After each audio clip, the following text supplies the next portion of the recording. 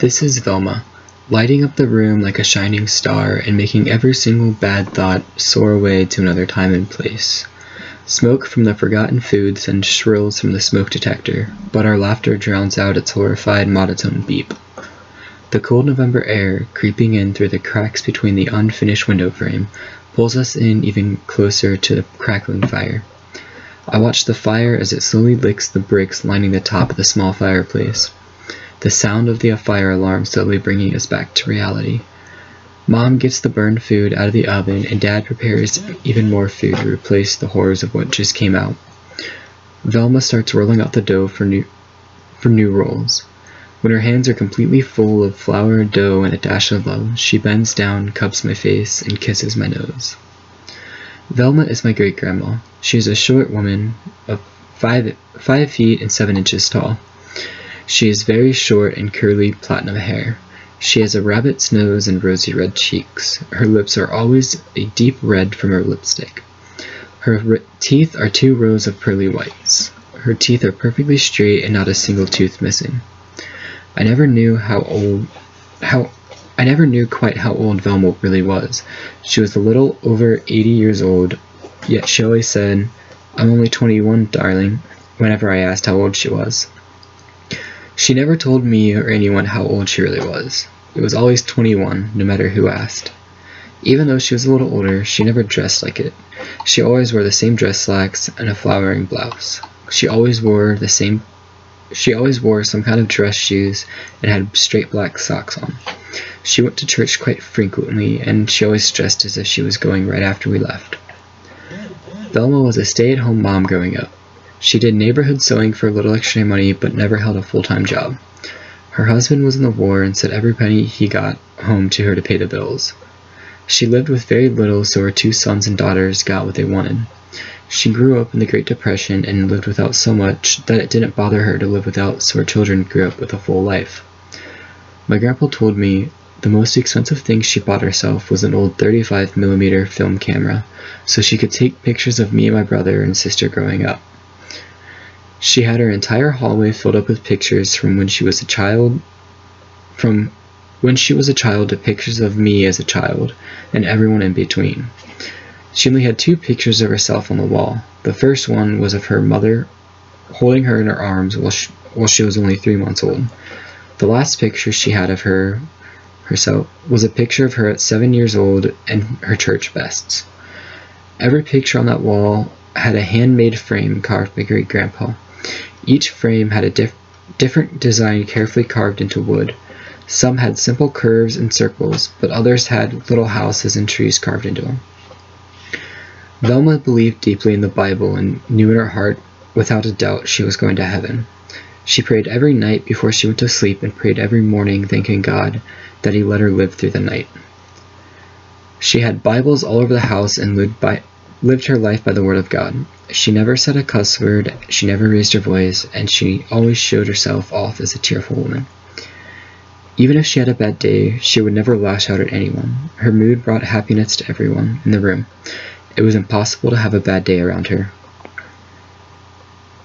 Velma's smile was something that you couldn't forget. Once you saw it, it burned the image of those pearly whites deep into your head. I can still see that smile, the way it sparkled like the corny toothpaste commercial. It reminds me of one of my earliest memories of her. It was also my favorite. We were sitting around her kitchen table. I was no older than 6 years old, and I loved every second I could be with her. I was sitting in a booster seat, so we were the same height. We had a cream soda and a glass bottle sitting between us with 2 straws poking out of the bottle. We had just talked for hours that day. She told me stories from her childhood, and I would tell her stories about what I had done recently. When the cream soda was about half full, Velma started blowing into the straw and making bubbles in the soda. I thought that was the coolest thing ever, so I joined in. We kept blowing into our straws, and the bubbles started overflowing. They rolled out onto the table and popped once they hit the tabletop. After only a couple of seconds, we both had to stop because we were laughing so hard. We just kept laughing and laughing. Every time one of us would stop, we'd look at the other one and break in even more laughter. We continued to laugh until both of our sides hurt and we were gasping for breath. After a couple of minutes of gasping for breath, the talking returned to normal. This wonderful story reminds me of a short poem I once heard. It goes, "She would always laugh the hardest at her own silly jokes, and her laughs would make me laugh, which would make me laugh even more, and then we would both be there, laughing at our own silly jokes." This poem describes this memory almost perfectly, except we weren't laughing at a joke, but at a moment. This is my greatest memory of my Velma. My mom loved Velma. It was her only grandma she had, and Velma spoiled her to death. Velma bought my mom anything she wanted, whenever she wanted it. When my mom was 15, she stayed the night at Velma's house. Instead of going to sleep, they stayed up all night making sweets. They made sweets like cookies, brownies, pies, muffins, and cakes. They made a huge mess in the kitchen. They had flour everywhere, they had dough on every surface, and they had used up every pot, pan, and cookie tray in the entire house. My mom said that really late in the night, she was making cookies and decided to throw a cookie ball at Velma, and it sparked an all-out food fight. Mom said it was like someone set off a smoke bomb in the kitchen. There was so much flour in the air that I lost sight of Velma and the smoke screen. They didn't bother to clean up the whole mess that night. They cleaned up most of it, but left some of it for the next morning. They ended up filling the dining table with random sweets they made and had to start putting food on the chairs. This is my mom's favorite memory of Velma. I miss my old friend. I miss the memories I did and the ones I couldn't make. I miss the memories I did make and the ones I couldn't make. I miss the smile that would light up the entire room. I miss the way we would laugh at things that weren't funny to other people, but somehow funny to us. I know she would have loved to see me all dressed up for my dances. I know she would have loved to have me drive her around the city and just talk like we used to. I know she would have loved to have taught me how to cook like she could. Now the once perfect smile is forever frowning, taken so suddenly by a stroke. Velma looked healthy one day, but the next day it was a stage 3 stroke that kills that smile.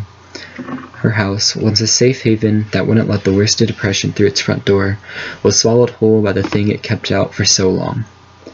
The house, with bright yellow walls, went 10 shades darker overnight.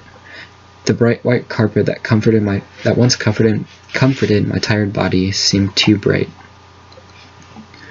The funeral that followed was the worst. It started out in a tiny white church Velma went to almost every day. The casket was open and we were allowed to say our last goodbyes. I never wanted to say goodbye though. I couldn't bring myself to tell her goodbye. I just stood above her on the steps they provided for the children. I cried and cried and I kept holding her cold hand. I got ushered away by my parents after a couple of minutes so other people could see her. We had to wait for everyone to come to say goodbye.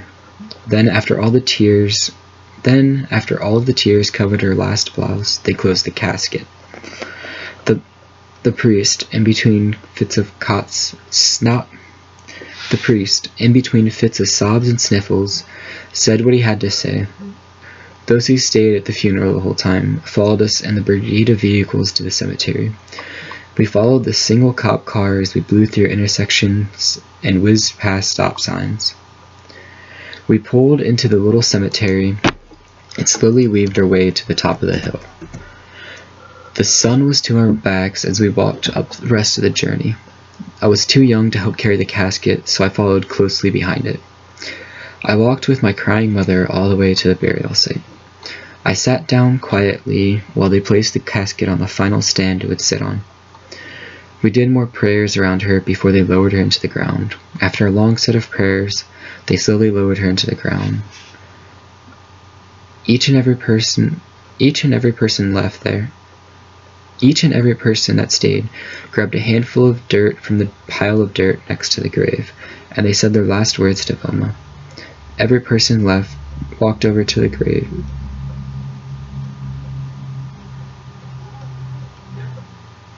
Every person that was still there walked over to the grave and quietly said the final thing they needed to say to get peace. They each dropped the handful of dirt and watched as it slowly fell back into the earth for the last time. The dirt blanketed the top of the coffin.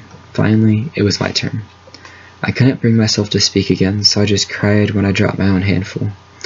I watched as it rolled off the little mountain of mountain of dirt we have created and caused many little avalanches on its journey to the bottom. Everything else from that night was a blur. I hope you get to read this, Velma. I hope you're okay with me using you for this paper. I hope you can remember all of the stories. I know I sure can. I still blow into my drinks like we used to, but it's not funny like it was. I still laugh that endless laugh with my friends, but it never has the same feeling behind it. I still drink cream soda like we used to, but it doesn't have the sweet taste like I remember. I lost my best friend the day you passed away, and nobody can replace you. I have been to your house a couple of times since you left. It's not the same as it used to be. The walls are dark. The walls are a shade darker, and the fireplace looks cold and spooky now. Your house, the one that made me feel at home, now makes me only feel lost. Grandpa took down all the pictures on the wall, and he sold most of your furniture. I wish you were still here. I wish you could have seen me grow up. I know that you would have been proud of who I became. I wish you could still light up the room like a shining star. I hope we'll be able to see you again. Love, Ryan Kirby.